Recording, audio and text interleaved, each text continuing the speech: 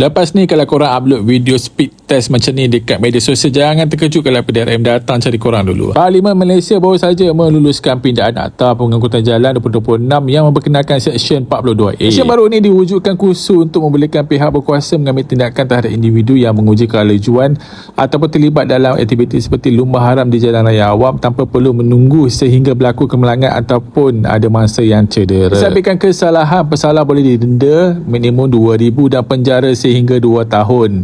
Bukan itu saja, Jabatan Siasatan dan Penguatkuasa Trafik Bukit Aman turut mengingatkan bahawa video kesalahan trafik yang dimuat naik ke media sosial termasuk video menunjuk kelajuan demi konten ataupun pemasaran boleh mengundang tindakan jika menjejaskan keselamatan awam ataupun mengelirukan masyarakat. Sebenarnya sebelum ini lagi PDRM dan JPJ memang sudah menggunakan video tular sebagai bukti untuk mengesan dan mendakwa pesalah. Antara kesalahan yang boleh dikenakan termasuklah memandu secara melulu dan berbahaya di bawah Seksyen 42-1 Akta Pengangkutan Jalan 1987. Kalau sambil memandu pegang telefon untuk rakam video pula, itu juga menjadi satu lagi kesalahan. Jadi ingat, jalan raya bukan litar perlombaan, konten boleh dicari lagi tetapi nyawa dan masa depan tidak boleh diganti.